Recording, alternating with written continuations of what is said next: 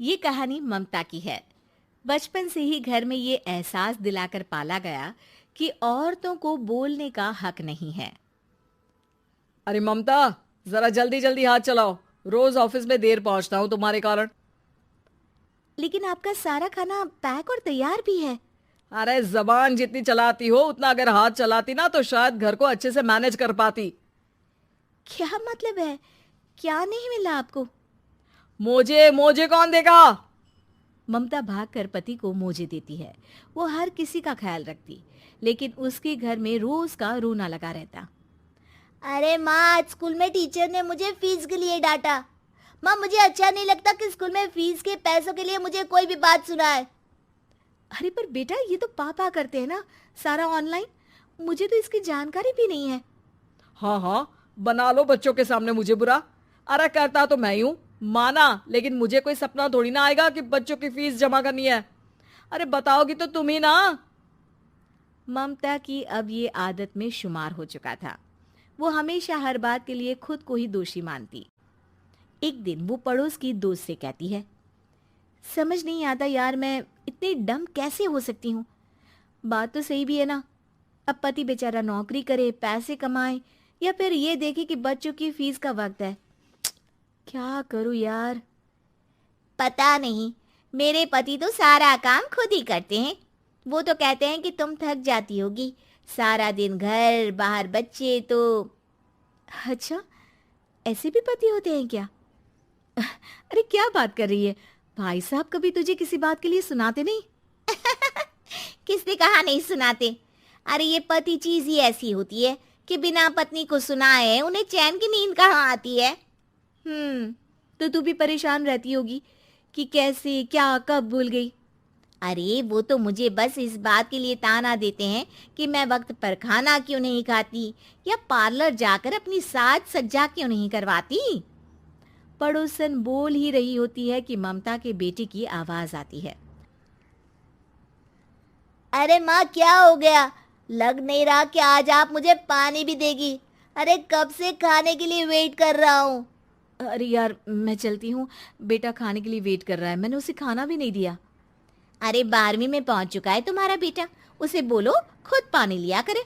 मैंने तो अपने बच्चों को काम करना सिखाया है। अरे यार, खुद की भी तो कोई लाइफ है। माना जब नहीं कर सकते थे तो किया, लेकिन अब इतने बड़े बच्चों की हर बात मानेंगे तो मुश्किल तो अपने को ही होगी।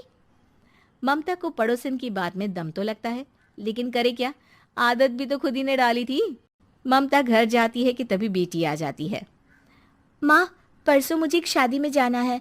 तेरी वो जो लाल वाली साड़ी है ना, उसे दे देना। मैं आज जाकर टेलर को दे दूंगी, वो उस साड़ी से सूट बना देगा। अरे नहीं नहीं तारा, वो मेरी माँ ने मुझे दी थी और उस साड़ी से मेरी काफ़ी भावनाएं जुड़ी हैं। तुमको ना मैं दूसरी साड़ी दे दूंगी। ओके, कोई बात नहीं, लेकिन आज दे ही देना पक्का। तारा माँ की साड़ी से सूट बनवाकर पार्टी में जाती है, लेकिन जब वो पार्टी से लौटती है, क्या है, मैं तो समझ ही नहीं पा रही हूँ। अरे जब वो साड़ी मांगी थी तो ये छल्ली सी साड़ी क्यों दे दी? मैं ही पागल थी जो इस साड़ी का सूट बनवा लिया मैंने। माँ, जानती भी हो कि कॉलेज में मेरी कितनी हंसी उड़ी। तभी वहां ममता का पति सुनील आ जाता है। अरे गवार औरत, जब बेटी साड़ी मांग रही थी तो दे देती ना। अरे पापा, इनके तो इमोशंस जुड़े थे उस साड़ी से। ममता इतने सब के बाद भी कुछ नहीं बोलती। मेरी बेटी की बेइज्जती हो गई, मैं बिल्कुल बर्दाश्त नहीं कर सकता ये। मैं नहीं चाहता कि मेरी बेटी से कोई भी ज्यादा सुंदर लगे पूरे कॉलेज में। जी, वो पढ़ने में तारा बिल्कुल अच्छी नहीं है, उसकी पढ़ाई पर आप ध्यान दीजिए ना। अच्छा, अब तुम मुझे बताओगी कि मुझे किस पर ध्यान देना और किस पर नहीं। रमेश जैसा ही ये वाक्य पूरा करता है, ममता की बेटी और पति उस पर जोर जोर से हंसते हैं। अरे ठीक है ना, पता ही नहीं चला कि कैसे वक्त इतना बीत गया। अरे कैसे पता चलेगा माँ, हम लोगों के पीछे जो तू बैताल की तरह चिपकी रहती थी, तुझे कैसे वक्त का पता चलता। ममता को पहले सास ससुर, फिर पति और बच्चों की तरफ से इस तरीके की बातें सुनकर उसका मन बहुत दुखी रहता था। एक दिन, सुनो ना, बहुत दिनों से कमर के नीचे बहुत दर्द रहता है। कल मैंने देखा तो एक फोड़ा था। अरे ममता, एक बार अपने पति से बात करो, वो तुम्हारा फोड़ा डॉक्टर को दिखा देंगे। अरे नहीं नहीं, वो तो गुस्सा हो जाएंगे। अरे क्यों गुस्सा हो जाएंगे? तुमको दर्द है? हाँ, लेकिन वो यही बोलेंगे कि ऑफिस जाऊं या फिर तुम्हें लेकर डॉक्टर के पास। तो बेटे से ही बात कर ले। अरे वो तो मैं कर लूं, लेकिन फोड़ा है ऐसी जगह कि उसे बताते मुझे शर्म आएगी। लेकिन कुछ ना कुछ तो करना जरूरी है ना। ऐसे कब तक फोड़े के दर्द से तड़पती रहेगी? अब तो सोच रही हूँ कि इनसे बात कर ही लूं, वरना दर्द के मारे कहीं मर ना जाऊं। लेकिन शाम को, ममता, क्या किया तुमने आज? खाने के डिब्बे में कैसा खाना दिया था? दाल खराब हो गई थी। कब की थी? दाल तो मैंने सुबह ही बनाई थी, खराब कैसे हो गई? अच्छा सुनिए ना, मुझे कहना है कि अरे गरम दाल बंद करोगी तो ऐसा ही होगा ना। बेइज्जती हो गई सबके सामने मेरी। ऑफिस वालों ने ऐसा मजाक उड़ाया कि क्या बोलूं। कल से ठीक से खाना देना है तो देना, वरना खाना देना बंद कर देना। बाहर खा लूंगा मैं। ममता, जो पति से अपनी परेशानी बताने वाली थी, वो अब ये सोचने लगती है कि कल से पति को खाने में क्या दे। अगले दिन ममता थकी थकी सी हालत में, आप लोगों के लिए नाश्ता बना दिया है, खाना बनाने की हिम्मत नहीं है आज तो। रात भर सोकर थक गई है ना, इसीलिए तो खाना नहीं बना सकती। हिम्मत नहीं हो रही है, मैं बस सोने जा रही हूँ। बस मैडम को सोने का बोल दो, फिर देखो कैसे सोती रहती है। माँ, फिर वही पराठा सब्जी। अरे हमारे साथ के दोस्त एक से बढ़कर एक नाश्ता खाना लेकर आते हैं, आप तो बस। सभी घर से निकल जाते हैं, लेकिन जब शाम को बेटा घर आता है तो घर में अंधेरा रहता है। बेटा लाइट चलाता है। क्या माँ, तुम्हारा भी जवाब नहीं है बिजली का बिल बचाने के लिए?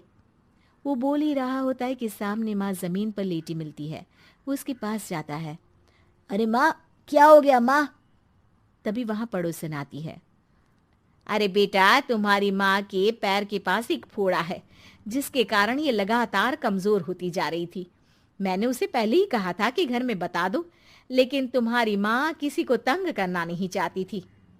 तभी वहां डॉक्टर आ जाता है। अरे इनके ऑर्गन में दिक्कत है, कोई बात है जो इनके मन में खटक रही है। अरे नहीं नहीं, इसके मन में कोई बात नहीं है। कोई काम है नहीं ना इसके पास, सारा दिन बस घर में ही रहती है। देखिए, मैं तो ये नहीं जानता, लेकिन हाँ, इनके मन में हमेशा कोई बात रह जाती होगी, इसीलिए उनकी ये हालत है। अगर आप समय से नहीं ले आते तो हो सकता था कि। अरे नहीं नहीं डॉक्टर साहब, हम पूरी कोशिश करेंगे कि वो ठीक हो जाए। हम लोगों ने अपनी ही परेशानी माँ के सामने रखी, लेकिन किसी ने माँ की दिक्कत को जानने की कोशिश तक नहीं की। हाँ, मैंने भी ममता को हमेशा घरेलू जरूरत से ज्यादा काम का नहीं सोचा था। ममता को होश आता है और वो खुद को अपने बेडरूम में देखती है। वो उठने की कोशिश करती है कि माँ, अब आप नहीं उठेंगी। हम लोग है ना, हम लोग आपको पूरी तरह से खुश रखने की कोशिश करेंगे।